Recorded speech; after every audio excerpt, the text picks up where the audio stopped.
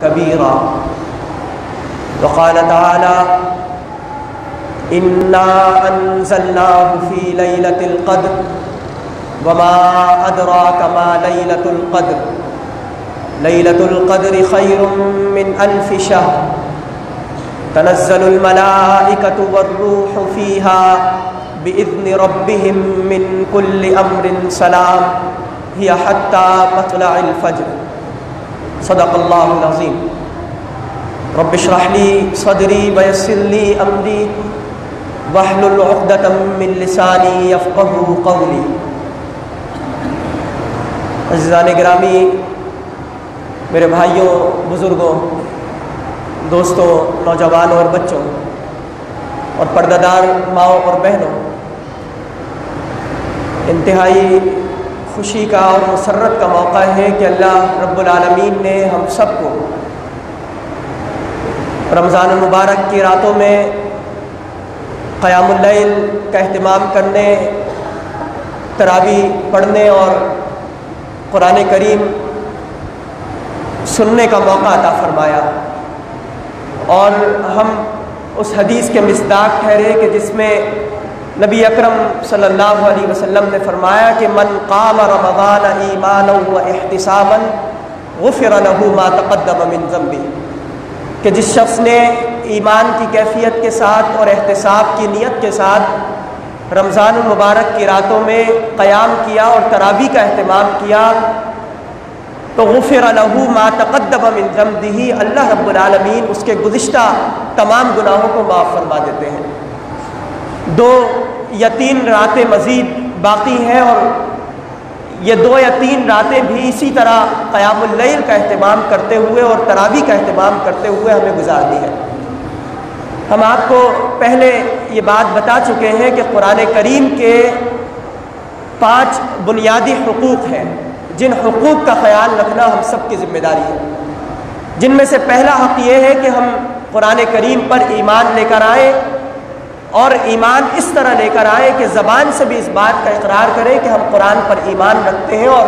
ہمارا دل، ہمارا عمل، ہمارا جسم اور ہمارے شب و روز اس بات کی گواہی دے رہے ہوں کہ ہم قرآن کریم پر ایمان رکھتے ہیں. تو دوسرا قرآن کا حق یہ کہ ہم اس کتاب کا مطالعہ کریں، اس کو زیادہ سے زیادہ پڑھنے کی کوشش کریں، چونکہ اس کتاب کے ہر حرف کے بدلے اللہ رب العالمین 10 نیکیاں عطا فرماتے ہیں. الف لام میم اگر کسی نے پڑھا تو اس کو 30 نیکیاں ملیں گی، گویا کہ ہر حرف 10 نیکیاں اس کے عوض اللہ رب العالمین عطا فرماتے ہیں. قرآن کا تیسرا حق یہ کہ ہم اس کتاب کو سمجھیں، اس پر غور و فکر کریں، تدبر سے کام لیں، اس کے تراجم کا مطالعہ اور اس کی تفاسیر کا مطالعہ کریں اور سمجھیں کہ اللہ رب العالمین نے یہ جو ہمیں مسلمان بنا کر اس دنیا کے اندر بھیجا اور اپنا پیغام قرآن کریم کی صورت میں ہم تک نازل فرمایا، تو آیا اس کتاب کے اندر کیا کچھ بیان ہوا. اور قرآن کا چوتھا حق یہ کہ ہم اس کی دعوت کا اور اس کی تبلیغ کا کام کریں، ہر فرد تک پہنچنے کی کوشش کریں. وہ جو اللہ رب العالمین نے قرآن میں فرمایا کہ کنتم خیر امۃ اخرجت للناس تأمرون بالمعروف وتنہون عن المنکر،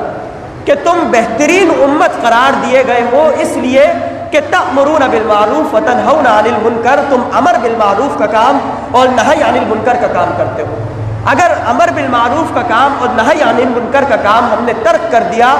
چھوڑ دیا، تو یہ اللہ رب العالمین نے جو تمام امتوں کے مقابلے میں مجھے اور آپ کو، ہم سب کو خیر امت کا لقب دیا، وہ ہم سے چھین لیا جائے گا اور کسی اور امت کو وہ لقب. تو لہذا قرآن کریم کی دعوت دینا، اس کی تبلیغ کرنا،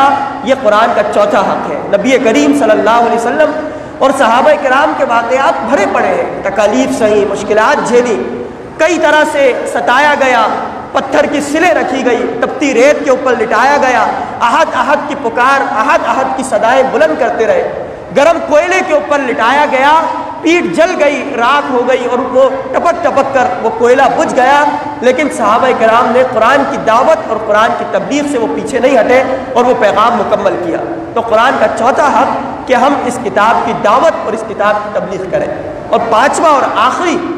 اور بنیادی حق کہ اللہ رب العالمین نے جو ہمیں خطہ عطا فرمایا پاکستان کی صورت میں، ہم اس ملک پر قرآن کریم کے نظام کو غالب کریں، اللہ کے احکامات کو بالا تر رکھتے ہوئے، اس کے فرامین کو اور اس کے احکامات کو بلند و بالا رکھتے ہوئے اسی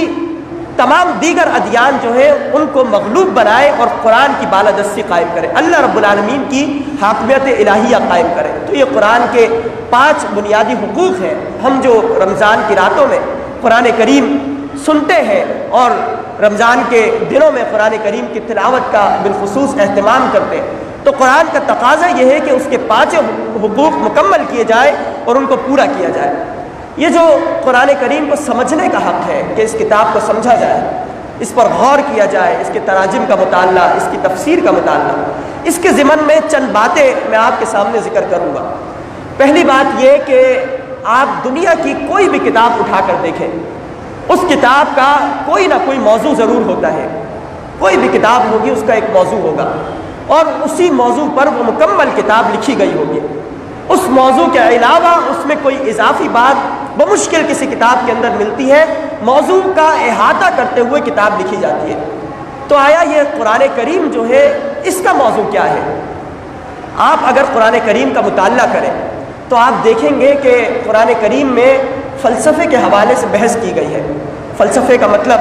کہ دنیا کس طرح ماریز وجود میں آئی، اللہ رب العالمین نے دنیا کو کس طرح بنایا، یہ کائنات، یہ ارد گرد کی ساری چیزیں، یہ سورج، یہ چاند، یہ دیگر مخلوقات، یہ پہاڑ، یہ دریا، یہ سمندر، انسان، اللہ رب العالمین نے ان تمام چیزوں کو کس طرح پیدا کیا۔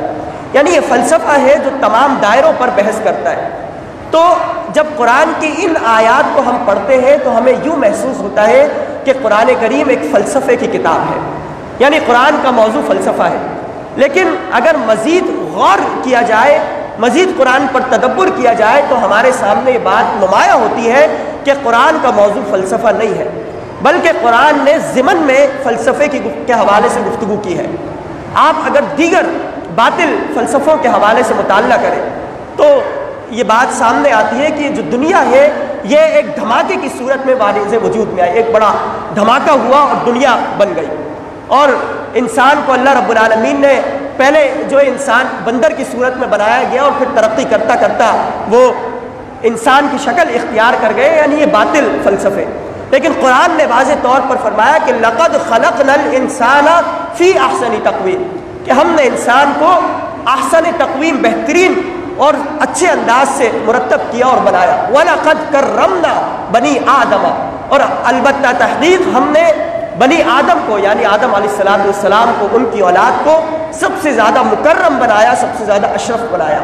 تو اس لحاظ سے اگر قرآن کو دیکھا جائے تو یوں محسوس ہوتا ہے کہ اس میں فلسفے کے حوالے سے بھی گفتگو کی گئی ہے۔ پھر اگر آپ مزید گہرائی سے مطالعہ کریں تو آپ دیکھیں گے کہ قرآن میں یہ جو عدالتی نظام کے حوالے سے پورا ایک سسٹم ہوتا ہے، قانون کے حوالے سے، اس کے حوالے سے بھی بہت سی آیات ہمیں ملتی ہیں، اور سیاست کے معاملات، ریاست کے معاملات، ان کے حوالے سے بھی احکامات ہمیں نظر آتے ہیں۔ تو یوں محسوس ہوتا ہے کہ قرآن جو ہے یہ قانون کی کتاب ہے۔ لیکن اگر آپ مزید غور کریں تو یہ بات سمجھ میں آتی ہے کہ قرآن قانون کی کتاب بھی نہیں ہے، بلکہ ضمن میں اللہ رب العالمین نے قانون کو موضوع بحث بنایا، لیکن اس کے علاوہ اور بھی بہت سے مضامین اور موضوعات قرآن کے اندر موجود ہیں۔ آپ اگر مزید قرآن کا مطالعہ کریں تو آپ دیکھیں گے کہ معاشیات کے حوالے سے بھی قرآن کے اندر بہت سی باتیں موجود ہیں، کہ پیسہ کس طریقے سے حاصل کیا جائے، پیسہ کس طریقے سے خرچ کیا جائے، اس کے مصارف کیا ہونے چاہیے، کس طریقے سے اس میں اضافہ ہوتا ہے، کس طرح اس میں کمی آتی ہے، کن کن حوالوں سے حلال اور حرام کی تمیز۔ تو گویا کہ یوں معلوم ہوتا ہے کہ قرآن معاشیات کی کتاب ہے، یعنی آپ جس پیرائے میں بھی قرآن کو پڑھنا چاہیں آپ کو اس میں فلسفہ بھی ملے گا، معاشیات کی بحث بھی ملے گی، قانون کی بحث بھی ملے گی، سیاست کے معاملات بھی ملیں گے۔ آپ اگر سائنس اور ٹیکنالوجی کے حوالے سے قرآن کے اندر شواہدات دیکھنا چاہیں تو یہ چیزیں بھی ملیں گی۔ لیکن سوال اسی طرح موجود رہتا ہے کہ آخر قرآن کا موضوع کیا ہے، وہ کون سا موضوع ہے کہ پورے قرآن کے اندر اس چیز پر گفتگو کی گئی ہو۔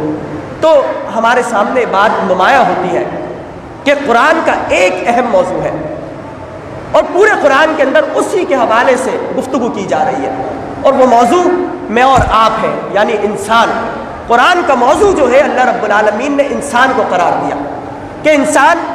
کس طرح پیدا کیا گیا، انسان کس طرح ختم ہو جائے گا، انسان زندگی کس طرح گزارے، انسان اپنے شب و روز کس طرح گزارے، انسان جنت کے حوالے سے کس طرح اعمال کرے، کس طرح اس کے لیے جہنم تیار کی گئی، یعنی پورے قرآن کے اندر جو کچھ چیزیں بیان کی گئی ہیں وہ تمام کی تمام چیزیں میرے اور آپ کے یعنی ہم سب کے اور انسانیت کے متعلق بیان کی گئی ہیں۔ تو گویا کہ قرآن کا ایک ہی موضوع ہے اور اہم موضوع ہے کہ قرآن پورا کا پورا انسان کے حوالے سے بحث کرتا ہے کہ آیا انسان نے ماضی میں کیا کچھ کیا، اب اسے کیا کرنا چاہیے، اور مستقبل انسان کا کیسا ہو کہ اس مستقبل کو اختیار کرنے کے نتیجے میں وہ اللہ رب العالمین کا قرب حاصل کر لے اور اللہ رب العالمین کے قریب ہو جائے۔ تو فہم قرآن کے حوالے سے جب بھی ہم قرآن کو سمجھنے کی کوشش کریں گے تو ہمارے سامنے قرآن کا یہ موضوع سامنے ہونا چاہیے کہ قرآن کا موضوع وہ انسان ہے، یعنی میں اور آپ ہیں۔ پھر قرآن کے جو دیگر عنوانات ہیں، موضوعات ہیں، اس کے حوالے سے علماء کرام نے کچھ چیزیں بیان کی ہیں کہ قرآن میں مختلف موضوعات پر اللہ رب العالمین نے گفتگو کی ہے۔ امام شاہ ولی اللہ محدث دہلوی رحمۃ اللہ علیہ، میں نے جمعے میں عرض کیا تھا کہ 1702 میں ان کی پیدائش ہوئی ہے، 18ویں صدی کے بڑے وقت کے عالم گزرے، اتنے جید عالم کے انتہائی قرآن کی خدمت کا اور قرآن کی تفسیر اس کے تراجم کے حوالے سے انہوں نے کام کیا۔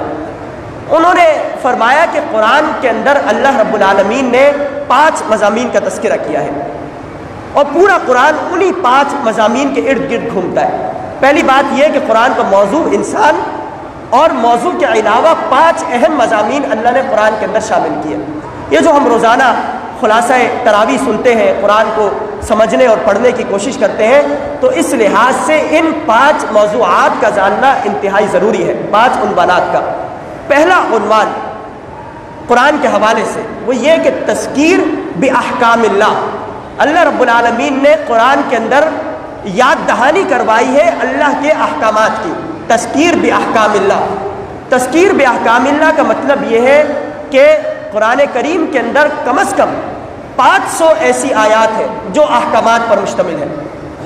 ٹوٹل قرآن کی 6666 یا اس سے زیادہ آیات میں سے صرف 500 آیات ہیں جو احکامات پر مشتمل ہیں۔ احکامات کا مطلب یہ جو ہم نماز پڑھتے ہیں، روزہ رکھتے ہیں، ہم زکوٰۃ کی ادائیگی کا، حج کا اہتمام کرتے ہیں، یہ نکاح، طلاق، خلا اور اس قسم کے احکامات، میراث کے حوالے سے، فرائض کے حوالے سے، عدالتی معاملات کے حوالے سے، آپس کے تعلقات کے حوالے سے، تو 500 آیات ہیں کہ جو احکام سے تعلق رکھتی ہے۔ تو اللہ رب العالمین نے قرآن کے اندر جو پہلا موضوع اختیار کیا وہ تذکیر باحکام اللہ ہے، یعنی اللہ کے احکامات کی یاد دہانی کروائی گئی کہ فلاں اور فلاں چیزوں پر اللہ رب العالمین نے اپنے احکامات اتارے۔ دوسرا عنوان جو شاہ ولی اللہ محدث دہلوی رحمۃ اللہ علیہ نے فرمایا کہ اللہ رب العالمین نے دوسری آیات جو قرآن میں بیان فرمائی وہ تذکیر بآلاء اللہ ہے۔ اعلیٰ کہتے ہیں یہ جو ہم سورہ رحمان کا مطالعہ کرتے ہیں، اس میں بار بار فَبِأَيِّ آلَاءِ رَبِّكُمَا تُكَذِّبَانِ آتا ہے۔ اعلیٰ کا مطلب ہے نعمتیں، تذکیر بآلاء اللہ کا مطلب یہ ہے کہ اللہ رب العالمین نے ایک قرآن کا حصہ اپنی نعمتوں پر مشتمل رکھا اور بار بار یاد دہانی کروائی کہ ہم نے انسان کے لیے کیا کچھ پیدا کیا۔ دنیا کی جتنی بھی چیزیں ہیں، یہ پہاڑ، یہ چرند، یہ پرند، یہ حیوانات، یہ شجر، یہ دیگر مخلوقات، سب کچھ انسان کے لیے ہم نے مسخر کر دیا۔ وَسَخَّرَ لَكُم مَا فِي السَّمَاوَاتِ وَمَا فِي الْأَرْضِ، جو کچھ آسمان کے اندر، جو کچھ زمین کے اندر ہے، سب انسان کے لیے ہم نے پیدا کر دیا۔ اور یہ اس لیے کیونکہ اللہ رب العالمین نے ہمیں اپنا خلیفہ بنا کر اس دنیا میں بھیجا ہے، اور خلیفہ ہونے کے اعزاز کے طور پر، خصوصیت کے طور پر اللہ رب العالمین نے تمام چیزوں کو ہمارے لیے مسخر کر دیا۔ تو ایک ایک نعمت اللہ رب العالمین نے اپنی گنوائی۔ تو امام شاہ ولی اللہ محدث دہلوی رحمۃ اللہ علیہ فرماتے ہیں کہ قرآن کا جو دوسرا حصہ ہے، پہلا حصہ اللہ رب العالمین کے احکامات پر مشتمل، دوسرا حصہ وہ اللہ رب العالمین کی نعمتوں پر مشتمل، پھر قرآن کا تیسرا حصہ فرمایا کہ تذکیر بایام اللہ پر مشتمل ہے۔ تذکیر بایام اللہ کا مطلب یہ ہے کہ جو پچھلی امتوں کے جو واقعات گزرے ہیں، پچھلی امتوں کے جو حالات گزرے، اللہ رب العالمین نے ان حالات کا ذکر کیا اور ان کے حوالے سے تفصیلی تبصرے فرمائے، ان پر جو عذابات نازل ہوئے ان کا ذکر کیا، ان کی طرف جو انبیاء بھیجے گئے ان کا ذکر کیا۔ تاکہ یہ جو امت مسلمہ ہے، یہ جو حاملین قرآن ہے، یہ اچھی طرح جان لیں کہ اگر وہ کسی برائی کا ارتکاب کریں گے تو اس برائی کو پچھلی امت نے بھی کیا اور ان پر فلاں عذاب نازل کیا گیا۔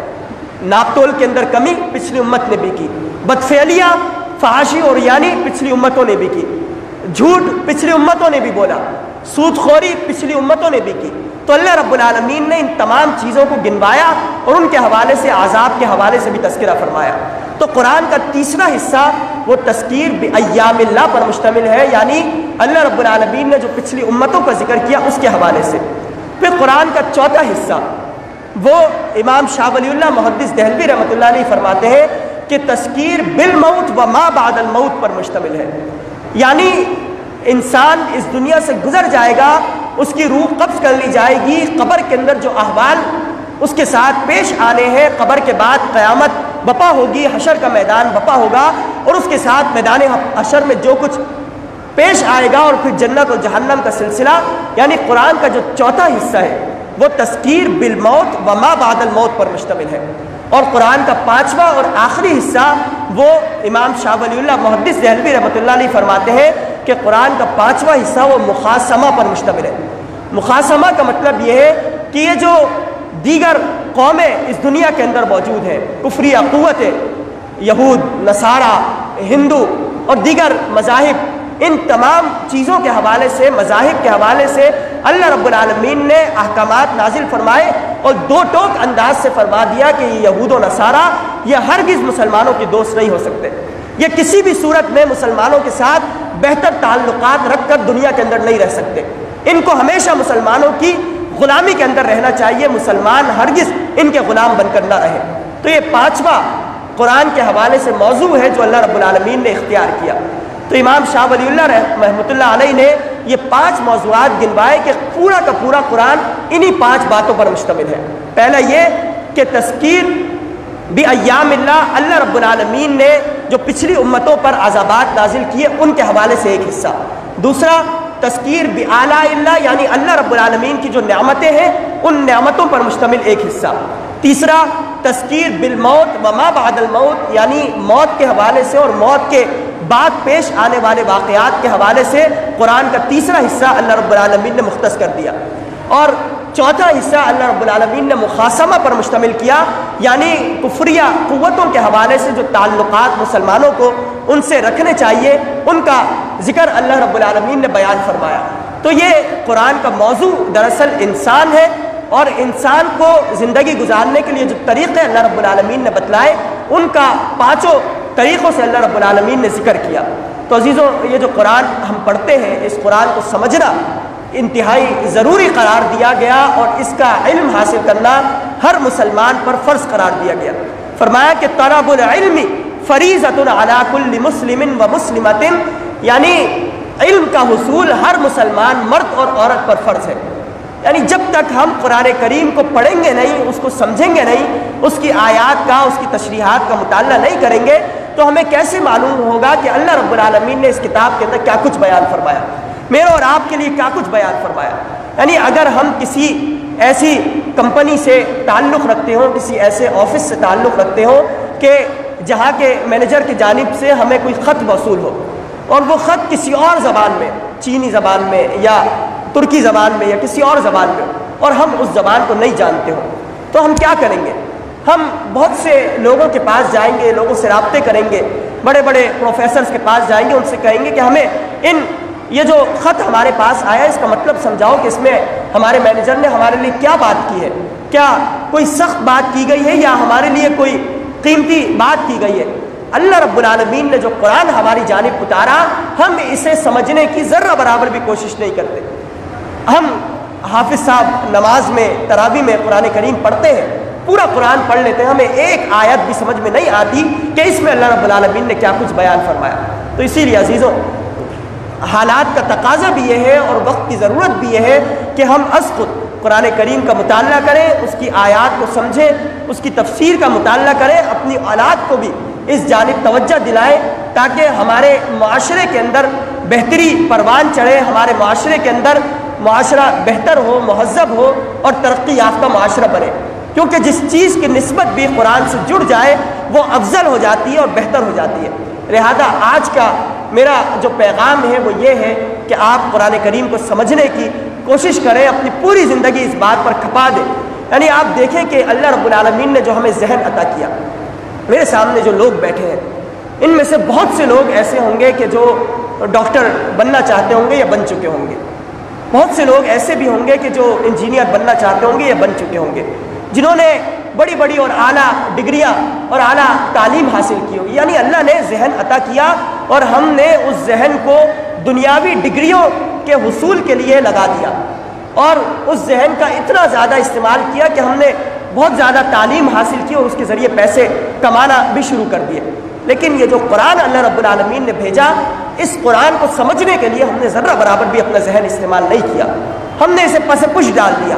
بڑی مشکل سے رمضان آتا ہے تو اس کو سن لیتے ہیں، پڑھ لیتے ہیں، رمضان گزر جائے تو پھر قرآن کو کسی اونچی جگہ پر رکھ دیتے ہیں اور ایسی جگہ پر رکھ دیتے ہیں کہ جہاں پر ہمارا ہاتھ بھی نہیں پہنچے، وہ گرد آلود ہوتا رہتا ہے، گرد کے اندر اٹ جاتا ہے، لیکن ہم قرآن اٹھا کر اس کا مطالعہ نہیں کرتے۔ تو اسی لیے عزیزوں، یہ جو ذہن اللہ رب العالمین نے عطا فرمایا، اس کو استعمال کریں، قرآن کو سمجھیں، اس کے مطابق اپنی زندگی گزاریں، اور اس کے جو 5 حقوق بتائے گئے ان حقوق کو